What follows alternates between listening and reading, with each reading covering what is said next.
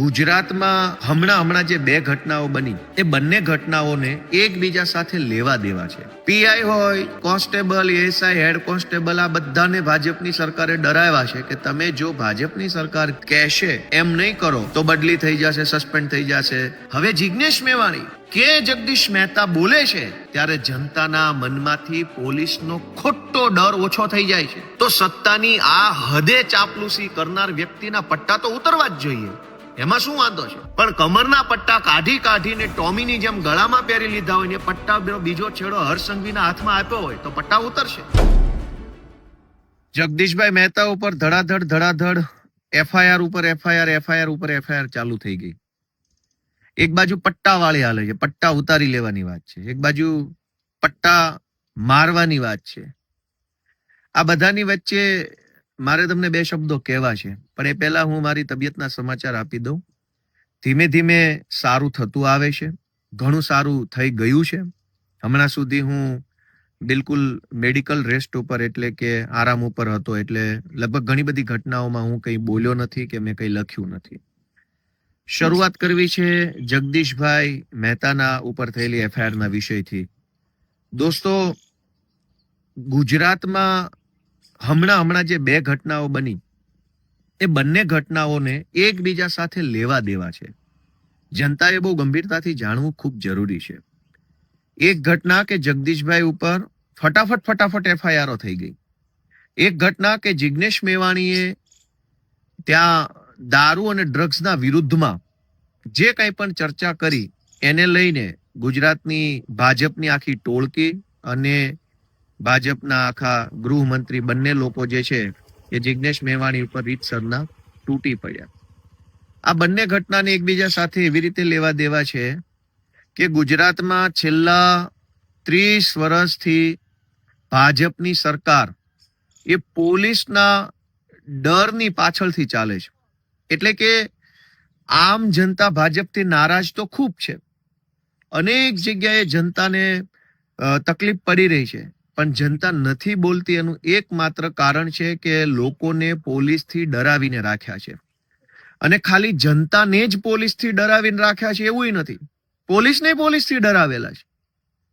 PI હોય, constable, ASI, head constable, આ બધાને ભાજપની સરકારે ડરાવ્યા છે કે તમે જો ભાજપની સરકાર કહેશે એમ નહીં કરો તો બદલી થઈ જશે, સસ્પેન્ડ થઈ જશે, તમને આમ કરી નાખશું, તેમ કરી નાખશું.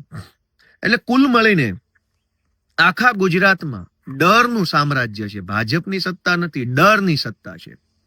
હજારો લોકોએ બોલવું છે, અવાજ ઉઠાવવો છે, અને એટલો બધો ગુસ્સો છે કે ક્યારેક તો મારી લેવાનું મન હજારો લોકોને થતું હશે.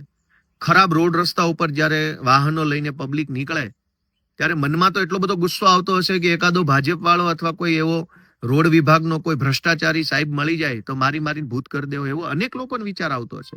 પણ ડરના કારણે નથી બોલી શકતા. ગ્રામ પંચાયતોમાં કે મામલતદાર ઓફિસોમાં કે પોલીસ સ્ટેશનોમાં જ્યારે માણસ પોતાની રજૂઆત લઈને જાય છે ત્યારે સરકારી માણસ એની સાથે જે રીતનું વર્તન કરે છે, જે રીતે એને ધક્કા ખવડાવે છે, જે રીતે એકદમ અપમાનજનક જવાબો આપે છે, એ સાંભળીને હજારો લોકોને મનમાં એમ થાય છે કે આને બે લાફા મેલું, પણ નથી મેલી શકતા કે નથી બોલી શકતા. શું કામ? ડર લાગે છે. આ ડરનું સામ્રાજ્ય છે એટલે ભાજપની સત્તા છે. સહેજ પણ લોકોની અંદરથી ડર ઓછો થાય, લોકો બોલવા લાગે તો ભાજપ વાળાને ગુજરાતના એક પણ ગામમાં જવું મુશ્કેલ થઈ જાય એટલી હદે જનતામાં આક્રોશ છે. જનતાના આક્રોશને પોલીસના માધ્યમથી દબાવી રાખ્યો છે ભાજપે. અને જગદીશભાઈ મહેતા કે ચૈતર વસાવા કે જિગ્નેશ મેવાણી આ ગુજરાતના એવા લોકો છે જે લોકો બોલે છે ત્યારે જનતાનો ડર ઓછો થાય છે. જે લોકો કંઈક વાત કરે છે ત્યારે જનતાને હિંમત આવે છે. હવે હર્ષસંઘવી હોય કે ભાજપની સરકાર હોય, એના પેટમાં તેલ શું રેડાય છે કે ચૈતર વસાવા, ગોપાલ ઇટાલિયા, જિગ્નેશ મેવાણી, જગદીશ મહેતા, આ લોકો જેટલું વધુ બોલશે, જેટલા વધુ સક્રિય રહેશે એટલો જ જનતાની અંદરથી ડર ઓછો થશે. ડર ઓછો થશે તો જનતા બોલવા લાગશે. જનતા બોલવા લાગશે તો ભાજપ વાળાની સરકારના પાટિયા પડી જશે. અને એટલે જનતામાંથી પોલીસનો અને સરકારનો ડર ઓછો ન થઈ જાય એની સતત ચિંતા ભાજપના નેતાઓ કરે છે. અને એટલે જ વાંધો એ વાતનો નથી કે જિગ્નેશ મેવાણી કઈ ભાષામાં ને કયા શબ્દોમાં બોલ્યા. ભાજપના લોકોએ તો કાંડ કરવામાં કઈ બાકી નથી રાખ્યું. માણસના શબ્દો કરતા પણ વધારે ખરાબ માણસનું વર્તન હોઈ શકે. અને ભાજપના અનેક લોકોએ બળાત્કારો કર્યા છે. આજ ગુજરાતમાં છાપે ચડી ચૂક્યા છે. એની ઉપર કોઈ કાર્યવાહી નથી થઈ. મુદ્દો એટલો જ છે કે જગદીશ મહેતા બોલે છે તો ગુજરાતભરના ખેડૂતો એને ધ્યાનથી સાંભળે છે. જગદીશ મહેતાને સાંભળે છે તો જનતાની અંદર હિંમત આવે છે. હિંમત આવે છે તો એ હિંમત ભરેલી જનતા પછી છાતી કાઢીને ભાજપના નેતાઓ સામે બોલવા લાગે છે. આ વાતથી હર્ષ સંઘવી અને આખી ભાજપની ટોળકીને વાંધો છે. જિગ્નેશ મેવાણી બોલે છે તો જનતા ધ્યાનથી સાંભળે છે. ધ્યાનથી સાંભળે છે તો જનતાને ડર ઉડી જાય છે, ચિંતા નીકળી જાય છે અને હિંમત આવી જાય છે કે અમારો પણ કોઈ આગેવાન છે. અને એ વાતથી ભાજપના નેતાઓને ચિંતા થાય છે કે જો લોકો ડરતા બંધ થઈ જશે તો. ચૈતર વસાવા બોલે છે તો ગુજરાતભરના લોકોમાં અને ખાસ કરીને આદિવાસી સમાજના યુવાનોમાંથી ડર ઓછો થાય છે અને બોલવા લાગે છે. એ વાતથી ભાજપને ચિંતા થાય છે. ગોપાલ ઇટાલિયા લડાઈ લડે છે, રાજુ કરપડા લડાઈ લડે છે, મનોજ સોરઠિયા લડાઈ લડે છે, તો લોકોના મનમાં રહેલો પોલીસનો ખોટો ડર કે ભાજપના નેતાઓનો ખોટો ડર ઓછો થાય છે અને જનતા બોલવા લાગે છે. હવે જનતા બોલતી થઈ જાય તો આ બાપ દાદાની પેઢીઓની જેમ જે ભાજપની સરકાર ચાલે છે સરકાર ગાયબ થઈ જાય. એટલે ભાજપ સરકારમાં છે એનું એકમાત્ર કારણ છે ડર. આ ડર કોનો છે? સરકારનો અને પોલીસનો.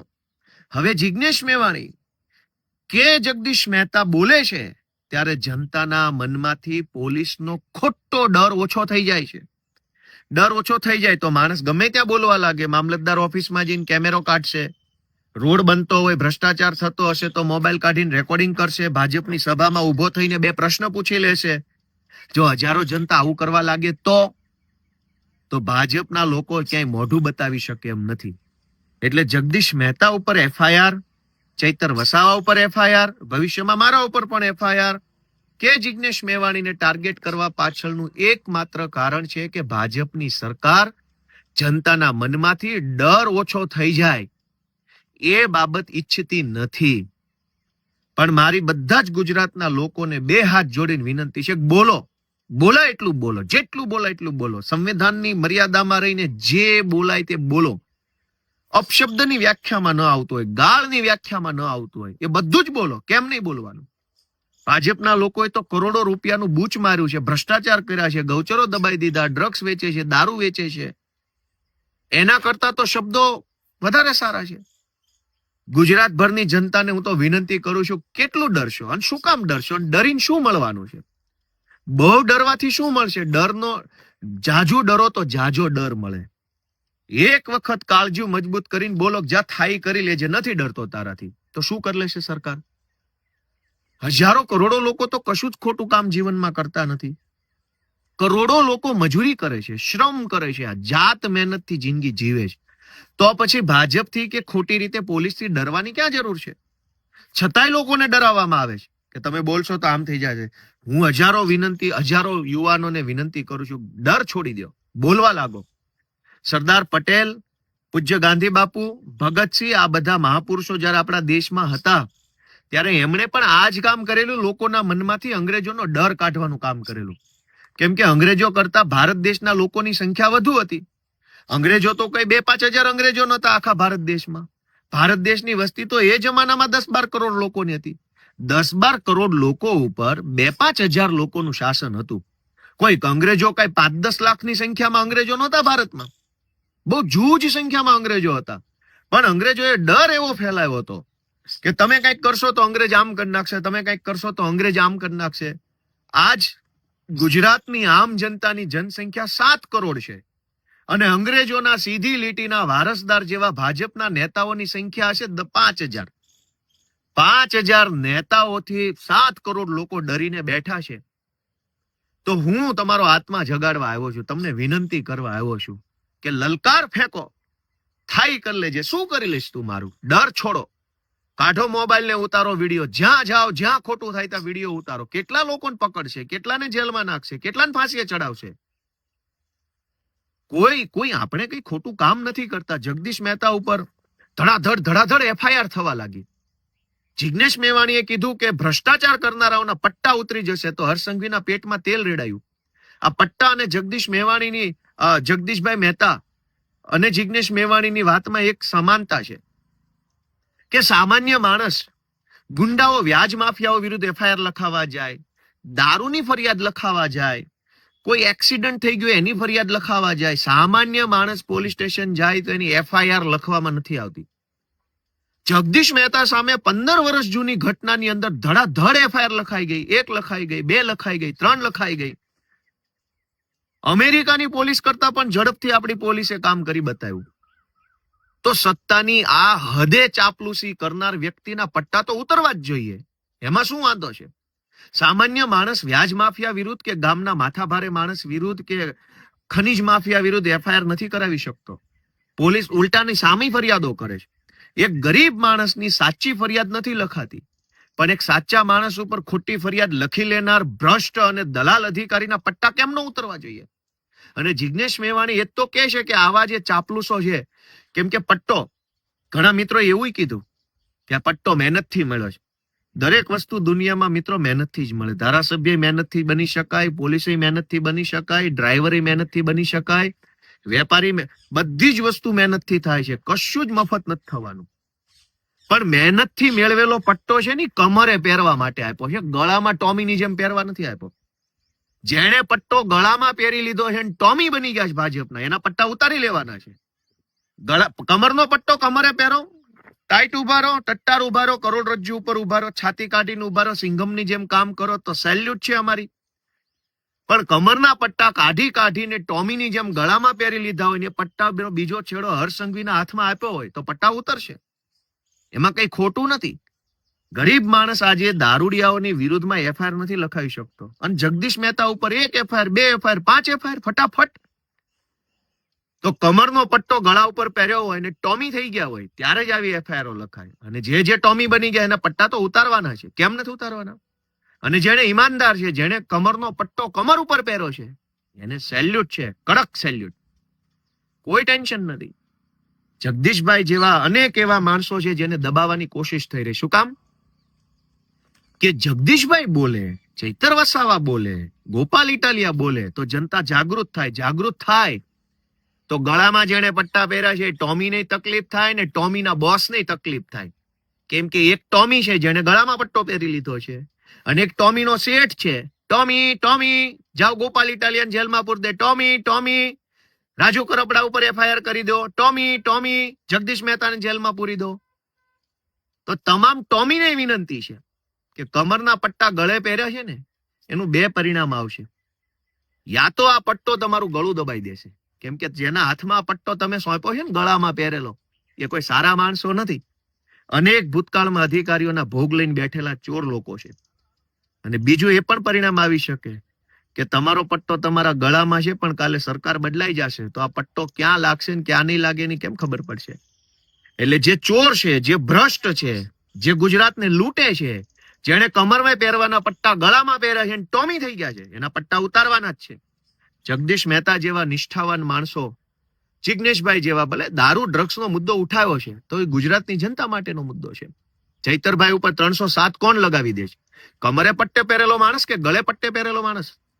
તો ગુજરાતની જનતાને 2 હાથ જોડીને વિનંતી કરું છું કે ગુજરાત બચાવવાની જવાબદારી જિગ્નેશ મેવાણી, ગોપાલ ઇટાલિયા, ચૈતર વસાવા કે જગદીશ મહેતાની 4 લોકોની નથી, આપણા સૌની છે. ડર છોડો, હિંમત કરો. ગાંધી, સરદાર, ભગતસિંહ જેવા મહાપુરુષોએ જેમ અંગ્રેજોની સામે કાર્યક્રમો કરી અને લોકોનો ડર ઉડાડવાનું કામ કર્યું, અને જે દિવસે ભારતના જનતાનો ડર ઉડ્યો, ડર છોડ્યો, ડર નીકળ્યો, ત્યાર પછી અંગ્રેજોએ ભારતમાંથી ભાગવું પડ્યું હતું.